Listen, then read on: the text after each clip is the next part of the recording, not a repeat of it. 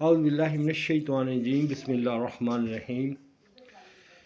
اذان کا جو سلسلہ شروع کیا اس میں آتا اشہد ان محمد رسول اللہ، اس کا مطلب کیا ہے؟ مطلب کا سب کو پتہ ہے، لیکن ذرا تھوڑا سا میں ڈیپ کرتا ہوں۔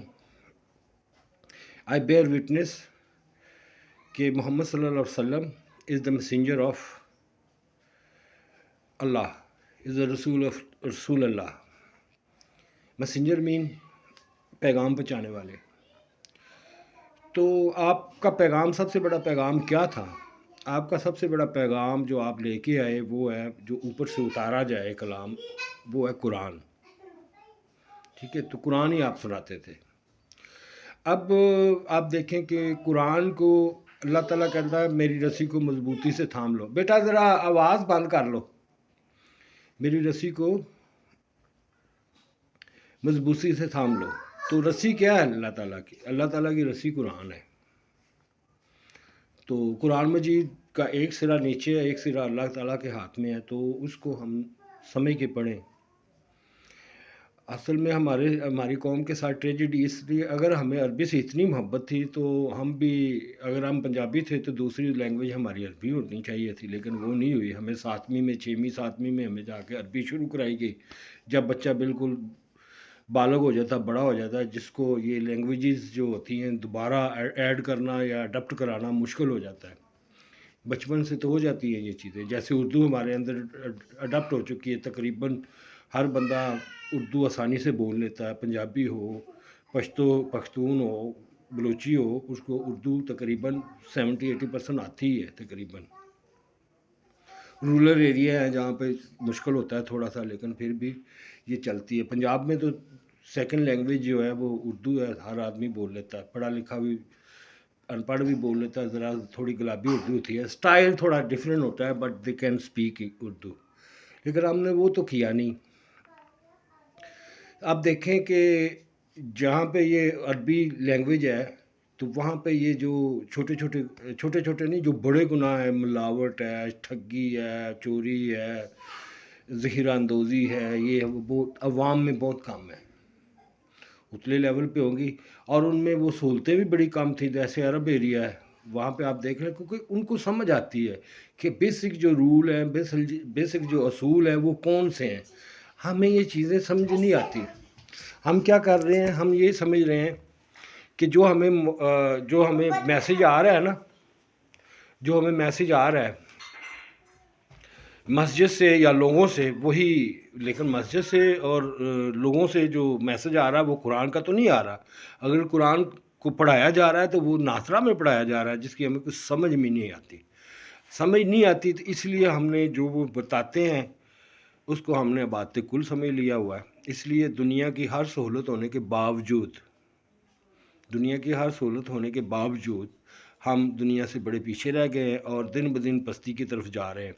اب دیکھیں وہاں پہ صرف تیل ہے، ہمارے پاس ہر شے ہے، تیل بھی ہے اور زرعی انجنس بھی ہے، ہر طرح کی سہولت اللہ تعالیٰ نے ہم کو ساری نعمتیں تمام کی ہوئی ہیں، ایون 4 ویدر ہے ہمارے پاس، لیکن وہ یوزفل نہیں ہو رہے۔ اس لیے نہیں ہو رہے کہ ہم نے جدید علوم کے پیچھے وہ بھی کرپٹ ہے۔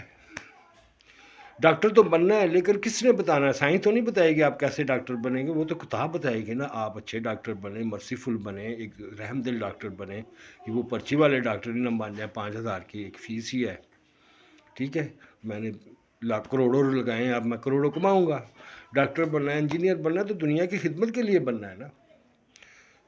یہ کس نے بتانا ہے؟ یہ ہولی بکس نے بتانا ہے۔ اس طرح دوسری قومیں ہم سے کیوں بڑھ گئی ہیں؟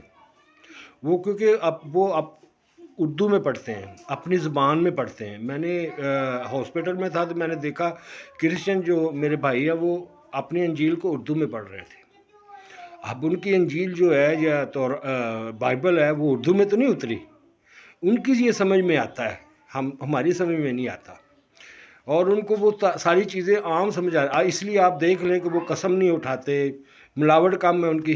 ٹھیک ہے کرپشن ان میں بھی، وہ بھی ہمارے ملک میں رہ رہے ہیں، لیکن آپ باہر چلے جائیں تو ملاوٹ، یہ وہ جو بالکل صحت کو ڈیمیج کرنے والے وہ جو چیزیں بالکل انسانیت سوز جو ظلمات ہیں وہ نہیں کر رہے ان میں اور چیزیں ضرور ہوں گی، لیکن یہ جو بیسک چیزیں ہیں، دودھ میں ملاوٹ ہے، ذخیرہ اندوزی ہے، چوری ہے، آپ دیکھ لیں ہمارے ملک کا کیا حال ہو چکا ہے۔ روز آپ ٹی وی دیکھیں نا، کتنی بے ایمانی ہے، کتنی ایمانداری سے ہم چل رہے ہیں، پھر بھی ہم کہیں گے کہ ہم دنیا کے نمبردار ہیں، تو یہ دھوکہ ہے۔ بات تھوڑی سی لمبی ہو گئی ہے، میں اس کو کلوز کرتا ہوں۔ حضور صلی اللہ علیہ وسلم جو لے کے آئے پیغام، ہمیں اس کو سمجھ کے پڑھنا چاہیے۔ اس لیے آئی بیئر وٹنس محمد رسول اللہ صلی اللہ علیہ وسلم is a messenger of our God, اللہ۔ سو اس کا مطلب یہ ہے کہ اشہد لا الہ الا اللہ محمد رسول اللہ، ٹھیک ہے۔ یہ چیزیں اذان میں آ رہی ہیں۔ اب یہ چیزیں ہم روز سنتے ہیں، اس کا امپلیمنٹ نہیں ہو رہا۔ جب ہم قرآن کو سمجھ کے پڑھیں گے نا، ہماری سمجھ میں آ جائے گا، تو پھر ہم غور و فکر کریں گے کہ یہ اللہ تعالیٰ نے جو حکم دیے ہیں یہ کس لیے دیے ہیں۔ جب ہم غور و فکر کریں گے نا، تو پھر اللہ تعالیٰ مدد کرے گا، الہام بھی کرے گا، ہر طرح سے اوپر سے مدد آئے گی۔ اب ہم نے وہ جو غور و فکر کرنا چھوڑا ہوا ہے نا، مطلب بھی جب سمجھ نہیں آیا تو ہماری سوچوں پہ بھی پابندی لگ چکی ہے۔ ایک پابندی ہم نے لگا لی ہوئی ہے، ایک دائرہ ہم نے لگا لیا ہوا ہے کہ ایک دفعہ بچے کو ناظرہ پڑھا دینا ہے، اس کے بعد وہ دوبارہ دہرائی پائے نہ پائے، بس قرآن پڑھا ہوا ہے جی۔ قرآن کا مطلب آپ سمجھ لیں کہ اگر آپ کا امتحان ہو کسی لینگویج میں، آپ کو اس کی سمجھ ہی نہ آئے تو وہ بچہ کیا پاس ہو جائے گا؟ ہم ثواب کی خاطر پڑھ رہے ہیں، اعمال کی خاطر نہیں پڑھ رہے، ٹھیک ہے۔ جب اعمال درست نہیں ہوں گے تو ثواب کیسے ہوگا؟ یہ سوچ میں آپ لوگوں کے اوپر چھوڑتا ہوں، آپ خود ہی فیصلہ کر لیں۔ اس کا حل بھی فائنل جب میسج ہوگا نا اذان کا، تو اس کا پھر حل بھی نکالیں گے، کیسے اب ہو سکتا ہے، کیونکہ ہم جس جگہ پہ پہنچ چکے ہیں، اب اس کو کیسے کور اپ کرنا ہے۔ ہمارا تو پیغام ہے پہنچا دینا، عمل کرنا، سننا نہ سننا یہ آپ لوگوں کے اوپر ہے۔ اللہ حافظ۔ بات تھوڑی سی لمبی ہوگی، I am really very sorry for long taking your time. I love you all, all the best.